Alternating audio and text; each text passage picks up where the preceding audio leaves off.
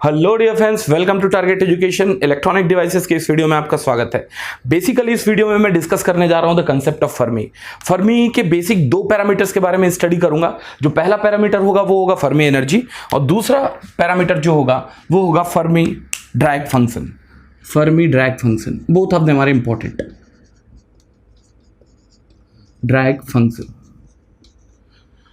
Fermi energy को मैं आज से रिफर करने जा रहा हूं E of F as the energy is associated. Definitely unit of E F क्या होगा, एक एनर्जी का यूनिट होगा। And as we have already seen कि कायदे से आपका जो kinetic energy involve with free electrons जो होता है, at least in case of electronic devices, that use to be very smaller. And that is why जो आज के बाद से मैं क्या करने जा रहा हूं, ई ऑफ एफ का यूनिट लेने जा रहा हूं, that will be electron volt. Fermi Dirac function आगे जाके देखूंगा क्या है, प्रोबेबिलिटी फंक्शन है जिसको मैं रिफर करने जा रहा हूं किससे, एफ ऑफ ई से।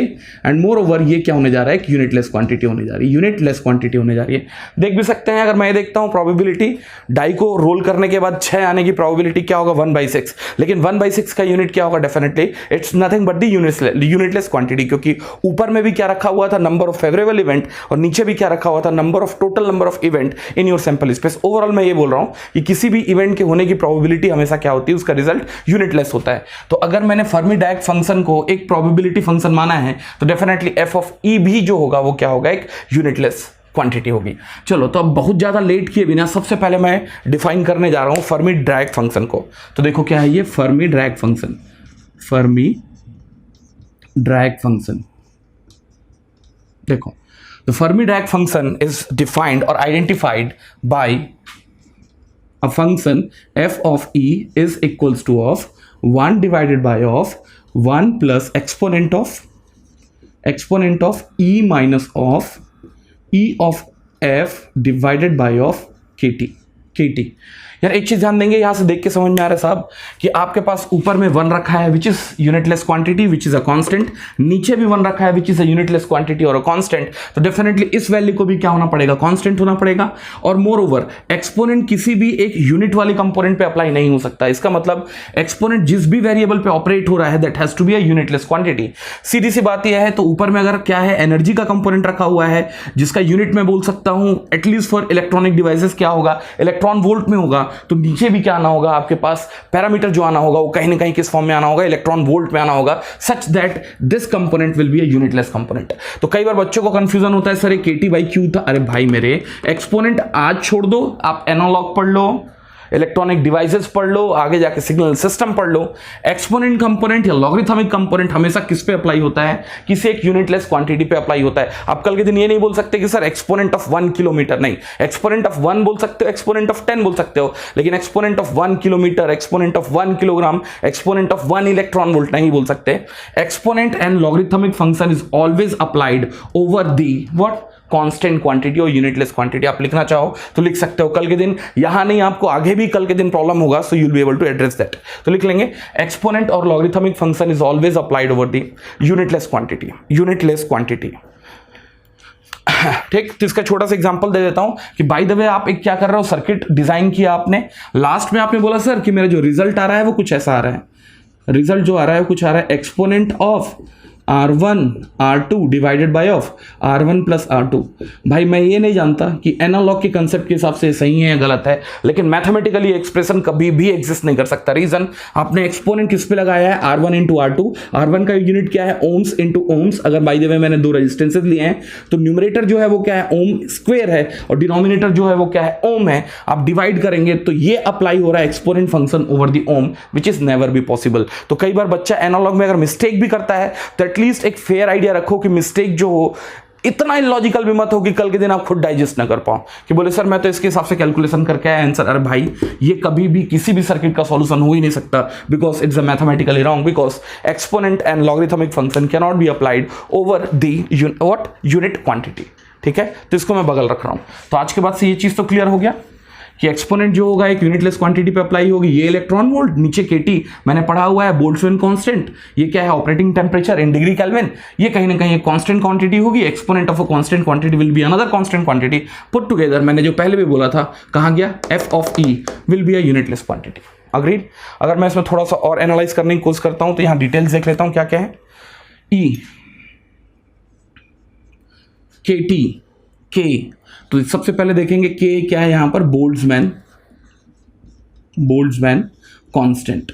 इसकी वैल्यूज मैंने पहले भी देखी हुई है। What used to be the value of T it's temperature in degree Kelvin. EF मैं इसको और भी अच्छे से इंट्रोड्यूस करूंगा। EF is nothing but the Fermi energy level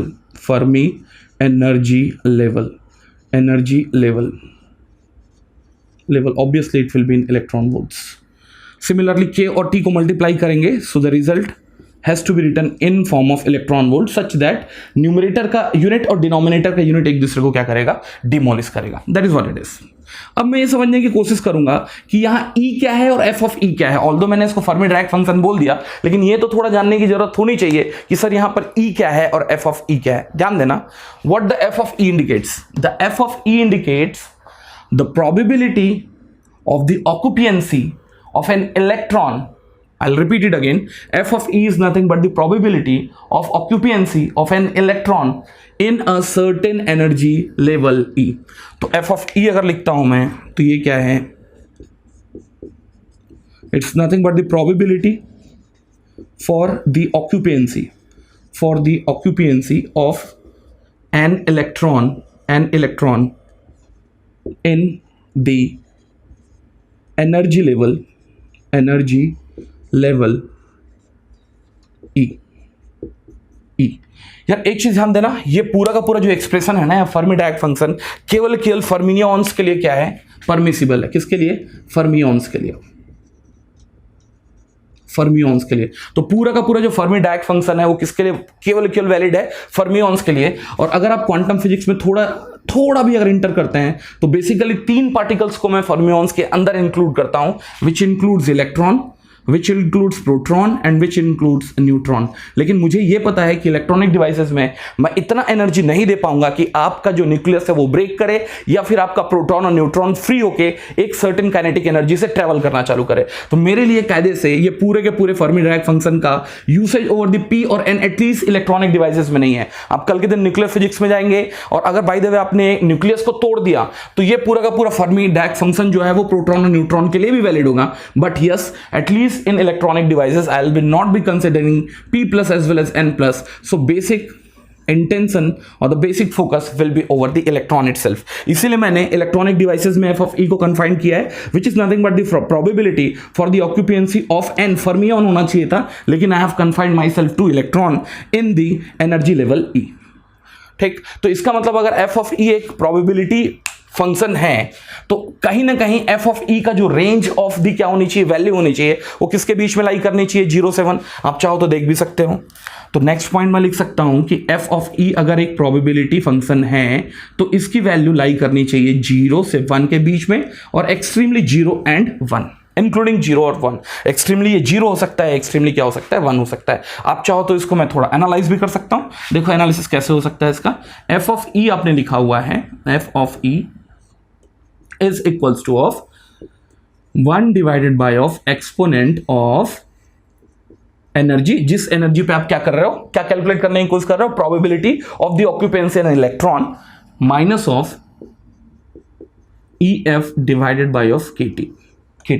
ठीक है, अब एक काम करो, आपने क्या किया है, ये पूरा का पूरा जो एक्सपेरिमेंट कंडक्ट करना है, बाय द वे आपने एब्सोल्यूट 0 डिग्री केल्विन पे कंडक्ट किया, या फिर मैं बोलूं T is equals to 0 degree Kelvin पे कंडक्ट किया। इसके मैं 2 सब पार्ट ले रहा हूं। जब आपका energy at which the probability has to be evaluated for the occupancy of electron is lesser than EF, और एक केस ले रहा हूं where the value of E is greater than EF। ठीक, तो होगा क्या, यहां ध्यान देना, 1/1 प्लस एक्सपोनेंट को मैं E लिख रहा हूं। ध्यान देंगे, अगर E जो है वो छोटा है EF से, और KT में T की वैल्यू क्या है, 0 है, तो E is lesser than EF, value negative हुई, negative divide by of 0, value जो होगी वो कितनी होगी, -इन्फिनिटी। सिमिलरली इस केस में ये होगा 1 डिवाइडेड बाय ऑफ 1 प्लस, अब E बड़ा है EF से और T क्या है, अभी भी 0 है, वैल्यू क्या होगी, +इन्फिनिटी। और मुझे पता है कि e to the power -infinity, यार मेरे मैथ्स में लेक्चर रखे हुए हैं, एक्सपोनेंट सबसे पहला लेक्चर था मेरा। जहां मैंने ग्राफ की स्टडी की थी वहां पे स्टडी करेंगे तो one thing is quite sure, e to power minus infinity is equals to 0 and e to power plus infinity is equals to infinity. Put together it's gonna be 1 and it's gonna be 0। तो देख के समझ में आ रहा है कि f of e का जो रेंज होगा definitely it will fall with in the range of 1 to 0 और 0 to 1। Put together I can से f of e is nothing but a valid probability function. Is that part clear? एक step और आगे जाता हूं। देखो एक चीज ध्यान देना, जितने भी फर्मियंस पार्टिकल्स है ना, फर्मियंस, मैंने ये बोला कि मैं अपने आप को कन्फाइन कर रहा हूं इलेक्ट्रॉन्स में, वो by default poly exclusion principle को फॉलो करना पड़ेगा। तो सबसे पहले मैं ये देखूं कि Fermi Dirac function is valid only for electron only and it is based on poly exclusion principle. Poly exclusion principle है क्या? मैंने पहले भी पढ़ाने की कोशिश की थी, थोड़ा सा रिकॉल कर सकता हूं कि कायदे से दो इलेक्ट्रॉन्स जो हैं वो सेम एनर्जी स्टेट्स में नहीं हो सकते, या फिर मैं ये बोलूं दो इलेक्ट्रॉन्स का जो क्वांटम स्टेट है they had to be different. तो यार सीधी सी बात है कि अगर by the way Fermi Dirac function केवल फर्मियन पार्टिकल्स के लिए क्या है? वैलिड है। फर्मियन पार्टिकल्स क्या है? वो हर एक पार्टिकल्स जो पॉली एक्सक्लूजन क्या प्रिंसिपल को फॉलो करते हैं बाय डिफॉल्ट वो फर्मियंस है। मैंने पहले भी देखा, मेरे एटलीस्ट इलेक्ट्रॉनिक डिवाइसेस में मेरे को मतलब इलेक्ट्रॉन्स है, तो डेफिनेटली ये पूरा का पूरा जो फर्मी डायक फंक्शन है ना वो इलेक्ट्रॉन के लिए तो वैलिड होगा। ठीक। दूसरा, व्हाट इज पॉली एक्सक्लूजन? अगर रिकॉल करें तो क्या था? Two electron can not have the same quantum state. इसका कंक्लूसिव अगर रिमार्क लेता हूं, इसका मतलब है one energy level can have only one electron. तो इसका मतलब कल के दिन अगर आप एनर्जी बैंड अगर बनाते हो, एनर्जी बैंड, और उस एनर्जी बैंड बना किससे हुआ है? ये कुछ नहीं है, discrete and nearly spaced energy level से बनाया है। तो कोई सा भी आप एक एनर्जी लेवल E1 उठाते हैं ना, तो इस E1 में केवल क्या हो सकता है? मैक्सिमम एक इलेक्ट्रॉन ऑक्यूपेंसी पॉसिबल है, या तो 1 होगा या 0 होगा, but yes it can't be more than 1 and that is what is nothing but the Pauli exclusion law. Is that part clear? तो इसका सीधा सा मतलब यह है कि आप प्रोबेबिलिटी खोज रहे हैं किसकी? इलेक्ट्रॉन की ऑक्यूपेंसी की in a certain energy level E। कहीं ना कहीं वैल्यू आएगी, लेकिन यहां मजेदार फैक्ट यह है कि मैंने पहले भी देखा है कि f ऑफ E जो है फर्मी डायक फंक्शन है, जो केवल किसके लिए वैलिड है? इलेक्ट्रॉन के लिए वैलिड है, और किसी एक एनर्जी लेवल पे केवल एक इलेक्ट्रॉन आ सकते हैं as per the Pauli exclusion law. I think this part also must be clear to all of us. चलो अब एक स्टेप इस पे आगे जाते हैं। देखो क्या है ये स्टेप, क्या है?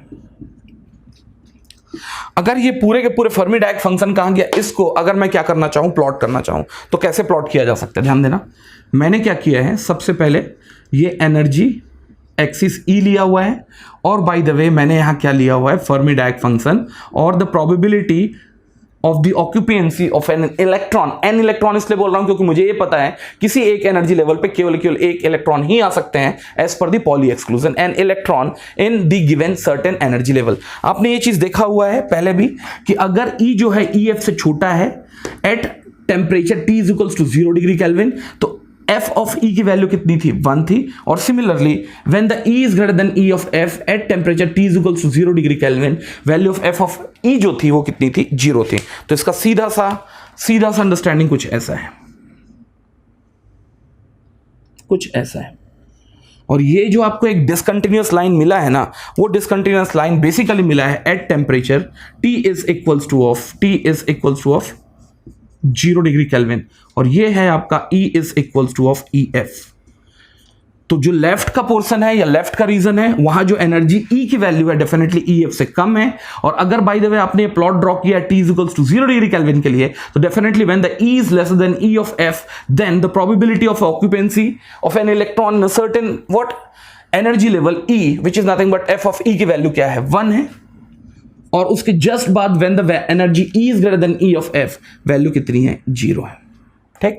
लेकिन अगर आप इसको थोड़ा और इनलार्ज करें in the sense, bye the वे अगर आपने ऑपरेटिंग टेम्परेचर बढ़ाया है, पहले तो 0 डिग्री केल्विन लिखा है, अब मैंने ऑपरेटिंग टेम्परेचर बढ़ाया, let's take the operating temperature has been raised to the room temperature, तो इसके कर्व में चेंजेस क्या आ रहे हैं ये देखने की बात है। बाय द वे ये जो नया ब्लूइश कर्व लिया है ना, वो मैंने लिया है, let's take T is equals to of 300 degree Kelvin room temperature. चलिए अब ये टेम्परेचर मैं अगर और रेज करूं तो ये कर्व कुछ ऐसा हो जाता है, जाएगा तो ये अभी भी कहां? 1 से स्टार्ट होके 0, लेकिन ये जो ब्लूइश कर्व है ये कुछ ऐसा है, और जो ब्लैकिश कर्व है let's take T is equals to of, मैंने क्या ले लिया है? 500 डिग्री केल्विन ले लिया है। देखो, तो इस कर्व से समझ में क्या है, ध्यान देना, अगर बाय द वे कर्व क्या आपने ड्रॉ किया है F of E versus E, so is gonna be a discontinuous curve at E is equals to E of F. लेकिन अगर बाय द वे आपने ऑपरेटिंग टेम्परेचर को इंक्रीज करना चालू किया तो डिनोमिनेटर में अगर टी जीरो नहीं है तो डेफिनेटली ये फंक्शन क्या होगा, एक कंटिन्यूअस फंक्शन होगा। और मजेदार चीज ये है कि जैसे जैसे आप टेम्परेचर बढ़ाते जा रहे हैं फंक्शन एक स्मूथ फंक्शन हो रहा है। पहले क्या था, अब्रप्ट फंक्शन था, अभी भी इसमें कहीं ना कहीं थोड़ा सा एक अब्रप्टनेस दिख रहा है और ये धीरे धीरे क्या होता जा रहा है, स्मूथ फंक्शन होता जा रहा है। लेकिन आपने शायद इस चीज का गौर किया, जब भी आपने एफ ऑफ ई पे ई की वैल्यू ई ऑफ एफ के बराबर रखी, वैल्यू आपको क्या मिला है, हाफ मिला है। कुछ नहीं, आप क्या करो, जो आपका फर्मी डायक फंक्शन है वहां पर ई की जगह में आप ई ऑफ एफ रखो। एफ ऑफ ई था क्या, एफ ऑफ ई कुछ नहीं था, it was a probability for an electron to be occupied in energy level E. अब मैं बोलूंगा it's nothing but the probability of the occupancy of an electron at energy level EF which is nothing but the Fermi energy is equals to अगर by the way आप यहाँ data रखोगे तो होगा 1 divide by 1 plus exponent, ये होगा 1 divided by 1 plus exponent. ये value अगर दोनों सेम हो गई तो ये होगा e to the power 0, value कितनी होगी, half.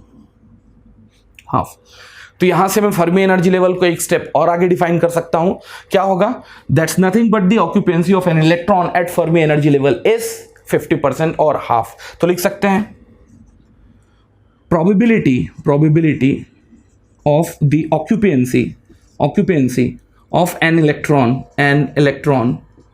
at Fermi energy level EF is equals to of 50%, is equals to 50%। तो आप इस तरीके से क्या कर सकते हो, आप फर्मी डायक फंक्शन में E of F को डिफाइन भी कर सकते हो। चलो और आगे आके देखते हैं इसमें। आपने शायद एक चीज ध्यान दिया होगा,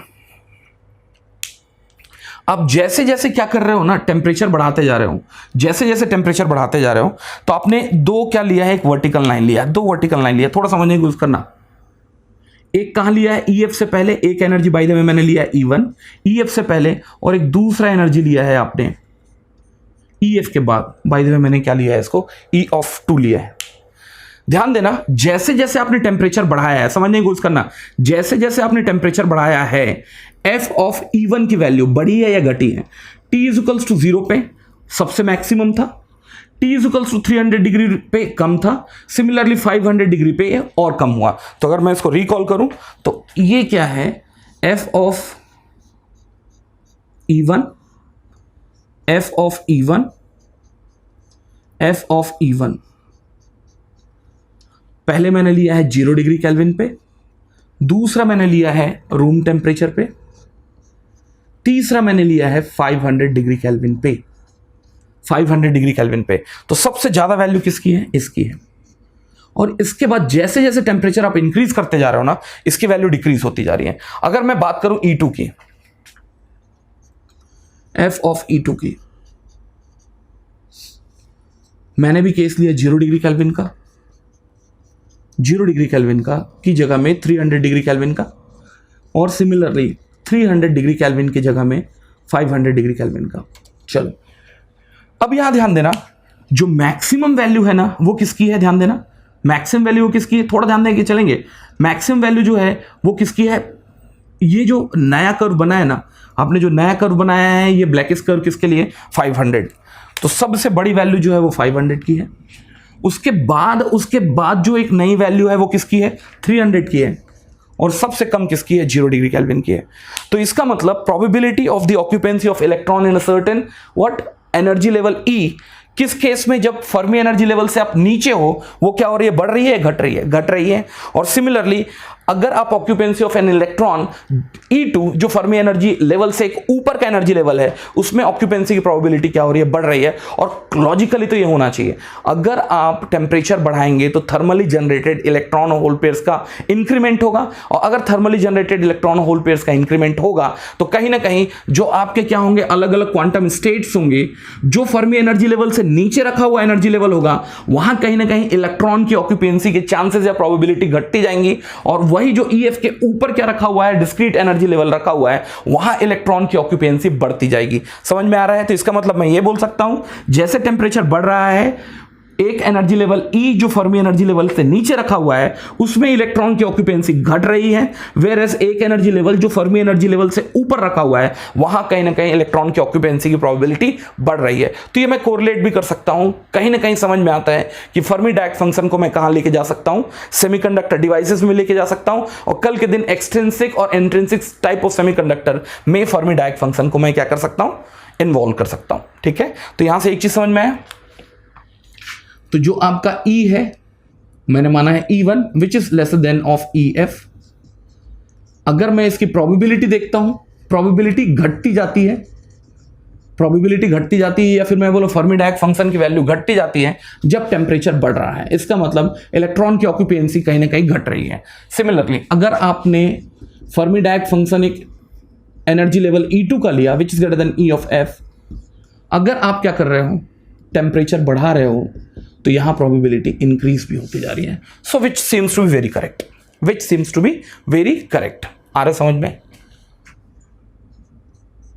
ठीक, तो चलिए इसी से रिलेटेड अब अपन चीजों को क्या करेंगे, थोड़ा एक्स्ट्रापोलेट करेंगे और कनेक्ट करने की कोशिश करेंगे। तो अब इसका मतलब यह है कि कहीं ना कहीं फर्मी डायक फंक्शन तैयार है, रेडी है सर्व करने के लिए मेरे सेमीकंडक्टर डिवाइसेस का analysis part. Is a part clear? तो चलो एनालिसिस करने से पहले कुछ इंपॉर्टेंट फॉर्मूलाज में यहां लिस्ट डाउन करता हूं। I am going to discuss about the few of the important formulas. The first important formula is nothing but the free electron concentration is equals to of Nc exponent of minus times of Ec minus of Ef, which is nothing but the Fermi energy level, divided by of kT. That's gonna be the first expression or the first formula which we can remember. ये integration से निकला हुआ है, but as far as the gate is concerned, you don't have to study too much. What is the N over there? It's a free electron concentration which we have already seen. What is the EC? Is nothing but the lower edge of the conduction band energy level.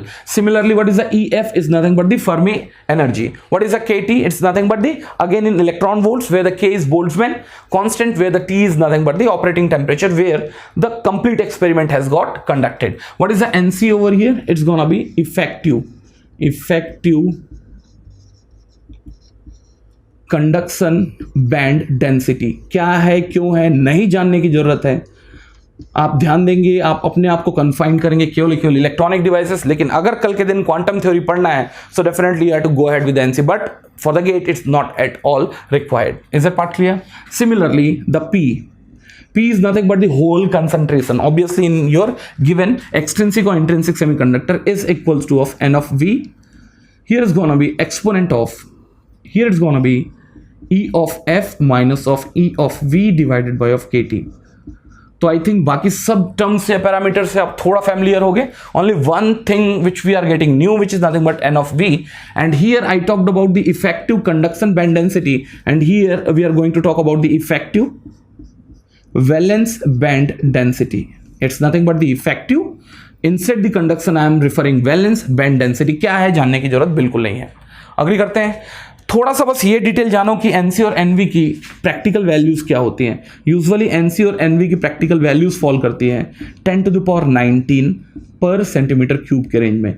क्यों? क्योंकि कल के दिन मैंने पहले भी बोला था अगर डेटा थोड़ा याद रहेगा तो अप्रोक्सीमेशन करना थोड़ा आसान होता है, एंड दैट इज वाई ये डेटा अगर आप थोड़ा सा बाई हार्ट कर भी लोगे सो आई थिंक इसमें कोई गुरेज नहीं होने जा रहा। ठीक है, अब यहां ध्यान देना, थोड़ा समझेंगे तो इसका मतलब N जो है वो क्या है, फ्री इलेक्ट्रॉन कंसंट्रेशन, वो इस इतने पैरामीटर्स पे क्या हो रहा है, बेस्ड है। एंड सिमिलरली जो P है वो पूरे के पूरे पैरामीटर्स पे क्या है, बेस्ड है।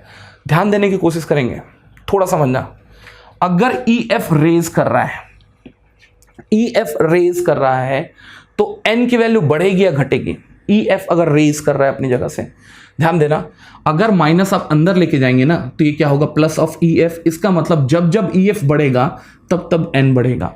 और वैसे भी EF है क्या, EF कुछ नहीं है, अभी आपने लिखा where it is the probability of the occupancy of electron at EF कितना है, 50%।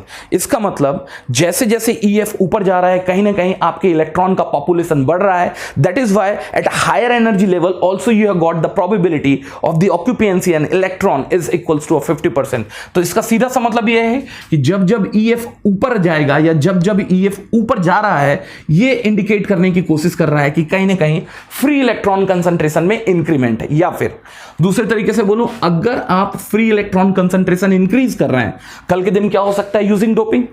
अगर आप डोपिंग के थ्रू अगर impurity concentration of donor atom add करोगे तो फर्मी एनर्जी लेवल कहां की तरफ जाएगा, ऊपर की तरफ जाएगा।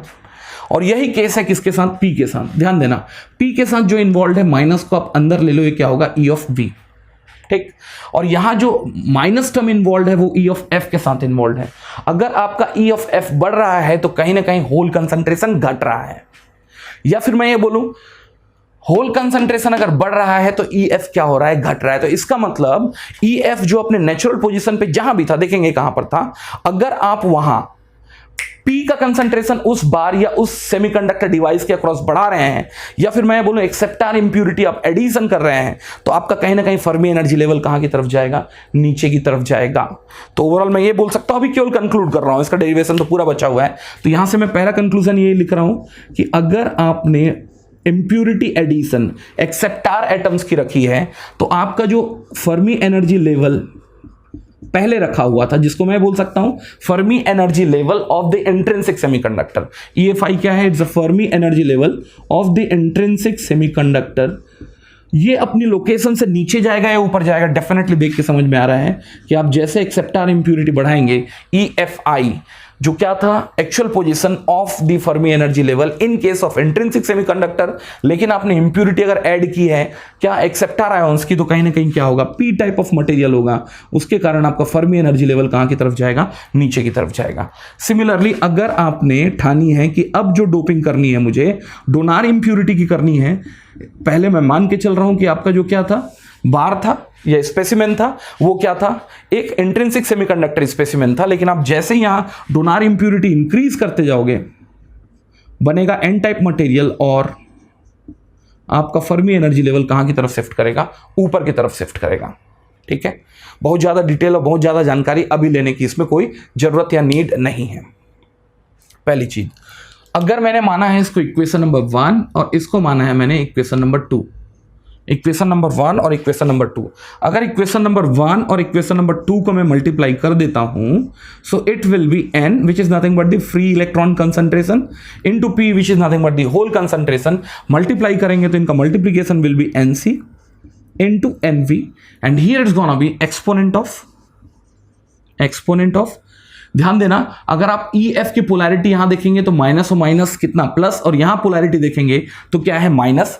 अगर एक्सपोनेंट, दो अलग अलग एक्सपोनेंट कंपोनेंट को अगर मल्टीप्लाई करोगे तो उनके पावर्स क्या होने जा रहे हैं, ऐड होने जा रहे हैं। तो वहां से एक सिंपल सा आउटकम आपके सामने आता है, वो होगा EC minus of EV divided by of KT।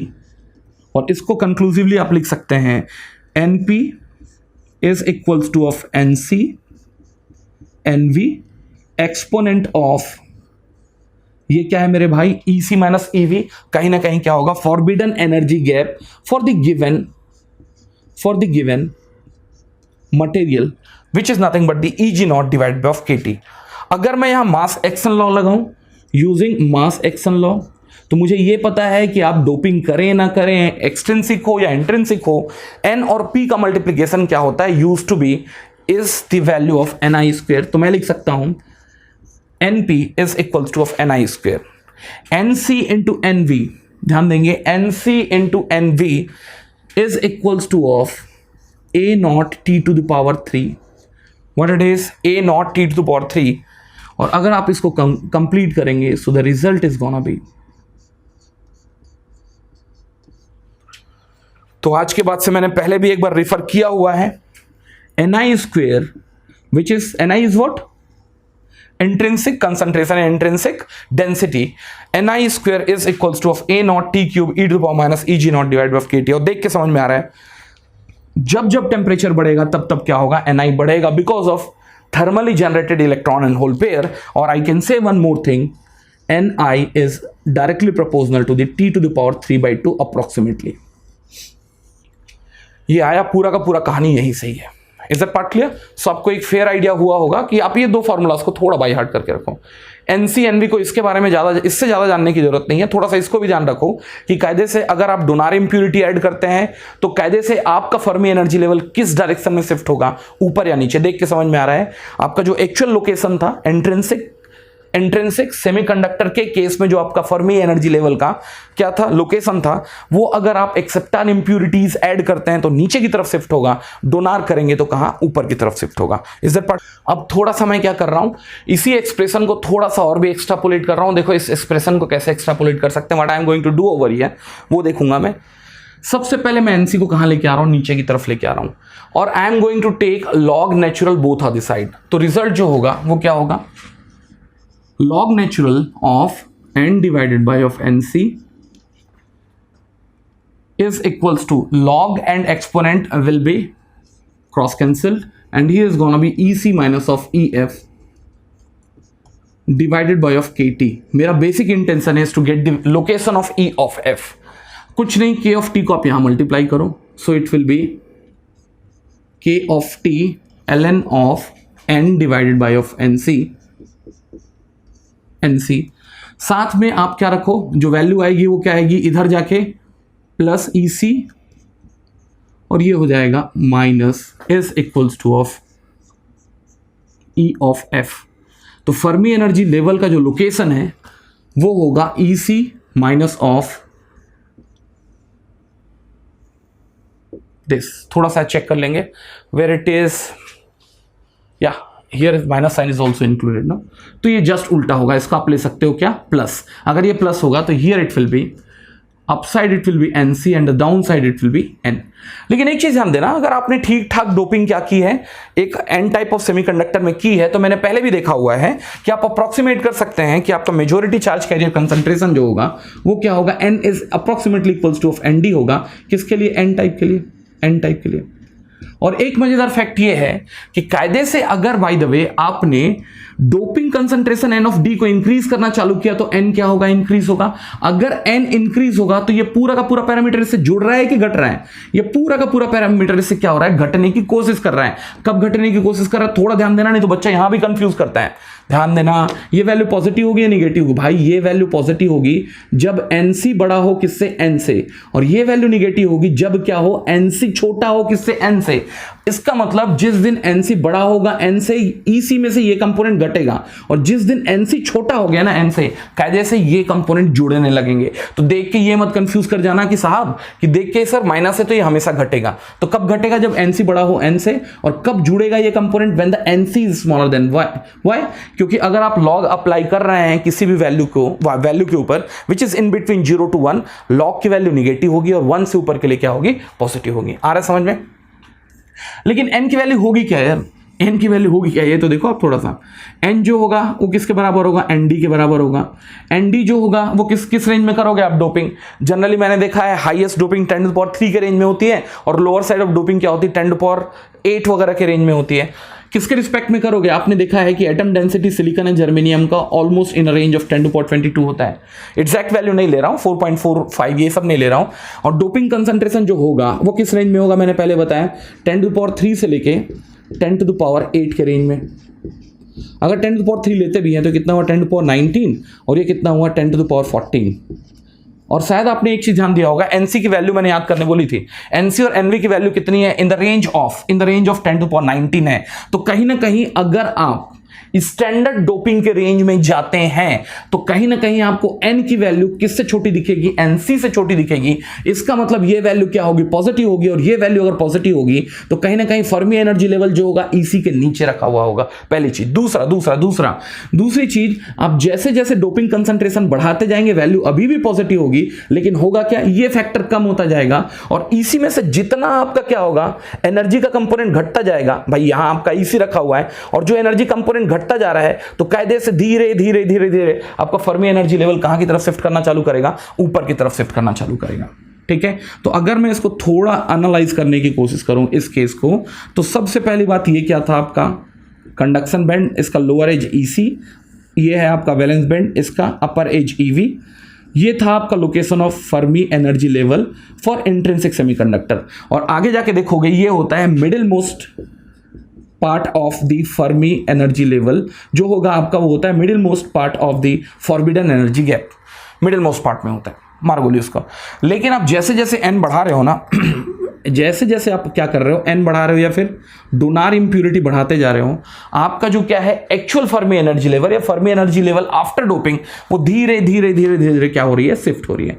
लेकिन एक मोमेंट ऐसा आएगा जब एनसी किसके बराबर, सॉरी एन किसके बराबर हो जाए, एनसी के बराबर हो जाए, या एनडी किसके बराबर हो जाए, एनसी के बराबर हो जाए, उस समय कायदे से आपका जो फर्मी एनर्जी लेवल है वो कहाँ रखा हुआ होगा, कहाँ रखा हुआ होगा, lower edge of the conduction band. ये तब पॉसिबल है जब एनडी किससे मैच कर जाए, एनसी से मैच कर जाए, ठीक। और अगर बाय द वे आपने अभी भी नहीं माना और डोपिंग को अभी भी इंक्रीज किया तो आपका फर्मी एनर्जी लेवल धस जाएगा किसमें, कंडक्शन बैंड में। और ये कब होने जा रहा है, व्हेन ये माइनस ना होके प्लस है, या फिर मैं ये बोलूं कि आपका जो एनसी है अब छोटा पड़ गया है किससे, N which is nothing but ND, या फिर मैं ये बोलूं when the ND is greater than the value of NC. और इसको बोला जाता है when the Fermi energy level goes inside the conduction band और in future valence band, it's called degeneration of the semiconductor. What it's called, it's called degenerative semiconductor, degenerative semiconductor. ध्यान देना, तो यहां से कंक्लूसिव जो रिमार्क्स है, पहला conclusive remarks क्या है, अगर आपने एन डी की वैल्यू एन सी के बराबर रख ली तो आपका जो ई एफ है वो बिलोंग करेगा ई सी पे, पहली चीज। दूसरा, अगर आपने एन डी की वैल्यू अगर एन सी से ऊपर रख ली तो आपका conduction band E F belong करेगा ग्रेटर देन ई सी, और इसको बोला जाता है डीजनरेशन ऑफ द सेमीकंडक्टर। किस टाइप का डीजनरेटिव सेमीकंडक्टर है, it's a N type, N type.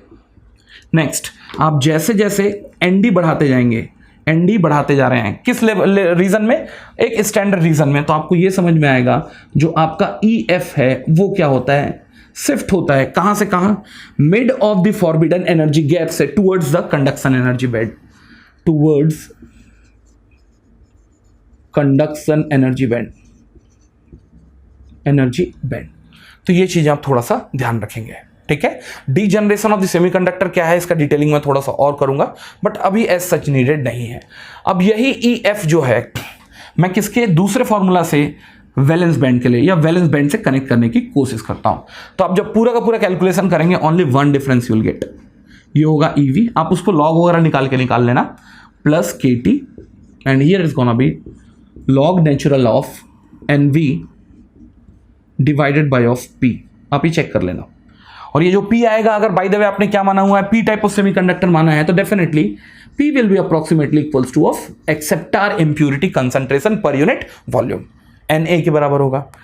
कहानी ऐसा ही है। तो ये जो फैक्टर है ये जुड़ रहा है कि घट रहा है, आप सोलली डिपेंड करता है, फिर से मैं रिपीट करूंगा, सोलली डिपेंड करता है कि ये वैल्यू 0 से 1 के बीच में है या 1 से ज्यादा है, या फिर एनवी बड़ा है पी से या पी बड़ा है एनवी से।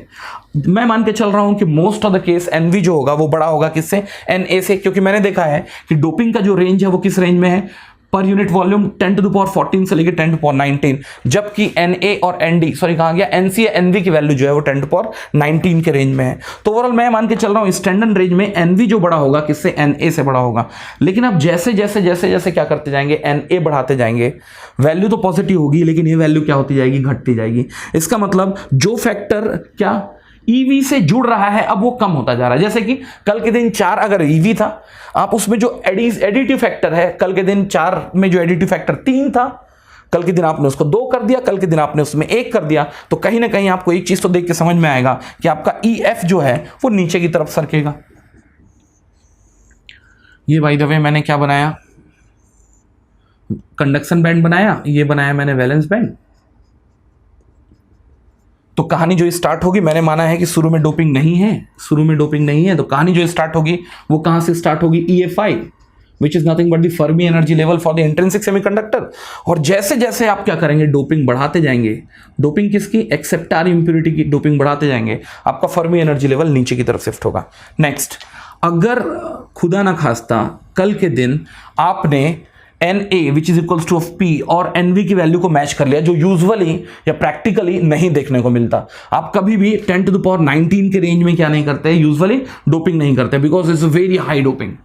तो जनरल डिवाइसेस जो हैं वो इतनी हाई डोपिंग यूज नहीं करते। अगर आपने कर दिया तब आपको पता चला है कि ये फैक्ट सेम हो गया है। अगर ये फैक्ट सेम हो गया है तो ln of 1 is 0, put together EF जो होगा वो कहां रखा हुआ होगा, EV के एज पे रखा हुआ होगा। और ये जो केस है वो केस है n of a is equals to of n of v का।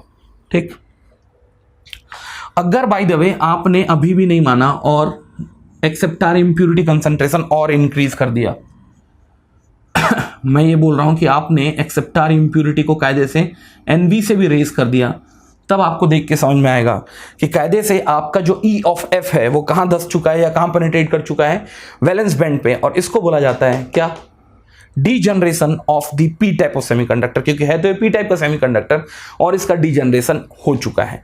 तो आप इसमें अगर लिखना चाहो तो यहाँ ND इक्वल्स टू NC था, यहाँ क्या हो जाएगा, ND की जगह में क्या आ जाएगा, NA आ जाएगा, NC की जगह में क्या आ जाएगा, NV आ जाएगा, और उस केस में EF जो होगा, चलो लिखना चाहो तो लिख सकते हो, तो ये होगा NA is equals to of NV, और ये जो केस है वो केस है किसका, EF is equals to of EV का, पहला चीज। दूसरा, ND is greater than NC, अब ये होगा NA is greater than NV, तो आपका जो रिजल्ट आएगा वो होगा degenerative P type of semiconductor, P type of semiconductor. Similarly अब जैसे जैसे क्या कर रहे हैं, acceptor impurity N of A increase करते जा रहे हैं, इंक्रीज करते जा रहे हैं, ध्यान देना, आपका EF ऊपर की तरफ शिफ्ट हो रहा था, यहां E ऑफ F क्या होगा, नीचे की तरफ शिफ्ट होगा, towards the valence band, towards the valence band. अब मैं फोकस करूंगा कि EFI एक्चुअली में आपने EC plus EV divide by 2 कहां से लाया। चलो यार एक चीज ध्यान देना, थोड़ा समझने की कोशिश करना, इंट्रिंसिक सेमीकंडक्टर में मुझे ये पता है इलेक्ट्रॉन पॉपुलेशन और होल पॉपुलेशन या the concentration of the free electron and the concentration of hole will be very same. इसका मतलब कहीं ना कहीं आपका इक्वेशन नंबर 1 और इक्वेशन नंबर 2 को आप क्या करना होगा, इक्वेटली सेम रखना होगा। If n and p is very same, the result will be NC exponent of minus times of EC minus of EF divided by of KT is equals to of NV exponent of minus times of EF minus of EV divided by of KT. Practically the value of NC and NV is quite similar. कुछ चीजों में, कुछ cases में अलग होता है, but practically it has been seen, practically NC is equals to of NV, this goes out, this goes out, this goes out, this goes out, और यहां से जो रिजल्ट आपके सामने में आएगा ना, EV को आप इधर शिफ्ट करो तो ये होगा EC प्लस EV, राइट में आप KT को, सॉरी EC प्लस EV, आप क्या करो यहां पर से EF को राइट में शिफ्ट करो तो हो जाएगा ट्वाइस ऑफ EF, और यहां से या फिर रिजल्ट जो निकलेगा वो होगा EF is equals to of EC plus EV divide by 2, किसके लिए, इंट्रिंसिक सेमीकंडक्टर के लिए। तो एक चीज यहां से और भी समझ में आता है क्या, कि फर्मी एनर्जी लेवल और Fermi energy lies between the और mid point of the forbidden energy gap in case of intrinsic semiconductor. तो लिखना चाहो तो लिख सकते हो, तो लिखेंगे Fermi energy lies exactly mid of the forbidden energy gap, mid of the forbidden energy gap for the intrinsic semiconductor. इसका मतलब कल के दिन अगर आपके पास एक इंट्रिंसिक सेमीकंडक्टर है तो आपका जो EF होगा वो EFI होगा और वो जस्ट मिडिल में होगा ऑफ EG या फिर फॉरबिडन एनर्जी गैप के मिडिल में। ठीक, कल के दिन आपने डोनर इंप्यूरिटी ऐड की, ऊपर की तरफ जाएगा, ये कब इस एज में आ जाएगा, जब कायदे से ND की वैल्यू NC से मैच कर जाए, और जब ND NC से एक्सीड करेगा तो ये डीजनरेशन ऑफ क्या हो जाएगा, N टाइप। सिमिलरली अगर आपने इंप्यूरिटी एडिशन करना चालू किया तो आपका फर्मी एनर्जी कहां से स्टार्ट करेगा, EFI से स्टार्ट करेगा, which is the middle most point of और middle most energy of the forbidden energy gap, वो नीचे की तरफ जाएगा, और जैसे ही आपका NA NV से मैच कर जाएगा, ये कहां चला जाएगा, अपर as of the valence band, और अगर आप NA को फिर इंक्रीज करोगे सो डेफिनेटली ये धस जाएगा कहां, आपके बैंड में फिर से। सो आपको ये भी एक आइडिया होना चाहिए, ठीक है। और इन सब के छोड़ सबसे इंपॉर्टेंट आइडिया जिसके बारे में मुझे डिस्कशन करना है, जिसपे गेट से रिलेटेड प्रॉब्लम लगातार पूछे गए हैं, वो होगा N is equals to of NI exponent of EF minus of EFI divided by of KT for N, P, NI exponent of EFI minus of EF divided by of KT। बहुत important है। What is the N over there? It's two very important formulas। देखते हैं कैसे true है।